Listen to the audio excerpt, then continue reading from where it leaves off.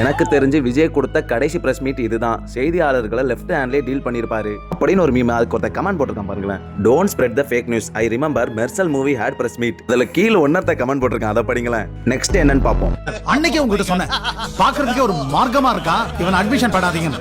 10 நிமிஷம் டைம் தரேன், அதுக்குள்ள கிளியர் பண்ணல உன் சீட்டை கிழிச்சிடுவேன். போயிட்டே இரு. இத பார்க்க சிரிப்பு வருதுங்க. அவர் தொகுதி என்னன்னு அவருக்கே தெரியல. அவர் நின்று ஜெயிச்ச தொகுதிக்கு போய் நன்றி சொல்லாம வேற தொகுதியில போய் நன்றி சொல்லிட்டு இருக்காரு. அங்க ஜெயிச்சது திமுக, அது கூட அவருக்கு தெரியல பாருங்களேன். யோ கோட்டச்சாமி, இப்ப நீ சிஎம்யா எந்திரியா, இன்னும் டிஎம்கே மேல பழி போட்டுட்டு இருக்காதயா.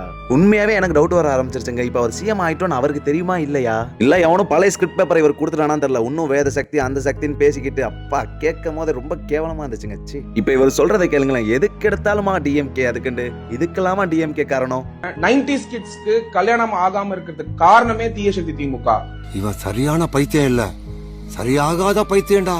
எனக்கு ஸ்கிரிப்ட் இல்லாம பேச தெரியாது சார். பயங்கரமா கலாய்க்கிறானுங்க. தேவையில்லாத வேலை. அவருக்கு ஒரு பிரஸ் மீட்டை கொடுத்தா முடிஞ்சிடும். என்ன தப்பு எதுன்னு கேட்டு அவர் அமைதியா விட்டுருவாங்க. பிரஸ் மீட்டும் கொடுக்க மாட்டேங்கிறாரு, சட்டசபையில பேச மாட்டேங்கிறாரு, கேள்வி கேட்டான் பதில் இல்ல. ஆனா மட்டும் ஏதாவது மாநாடு இதுன்னா ஊன் டைலாக் போட்டு மாசா கிளப்புறாரு. இப்ப என்ன சொல்லுவாங்க, கையில பேப்பர் வச்சு படிக்கிறீங்க, அதனால யாரு வேணா பேசலாமே. ஒரு பச்சை பிள்ளைக்கு படிக்க தெரிஞ்சா நான் அதுல பேப்பர் எழுதி கொடுத்து மாஸ் டைலாக் தான் எழுதி கொடுத்தா அதுவும் பேசும், அதுவும் மாஸ் ஆயிருமே. அப்ப என்ன அதை சிஎம் மாத்திரலாமா? ஐயோ, இப்போ நீங்க என்ன கேட்பீங்கன்னு தெரியும். நான் என்ன டிஎம்கே வாண்டு கேட்டிருக்காங்க. நான் டிஎம்கேலாம் இல்லடா. நான் முன்னாடி உள்ள வீடியோ போய் பாருங்கடா. நான் டிஎம்கே தப்பு பண்ணும்போது இது மாதிரி சிரிச்சுக்கிட்டோ தப்புனா கோவமாவோ நான் என்னெல்லாம் தப்பு நடக்குதோ அதுக்கு எதிர்த்து வீடியோ போட்டிருக்கேன்டா. ஒழுங்கா பார்த்துட்டு வந்து பேசுங்கடா.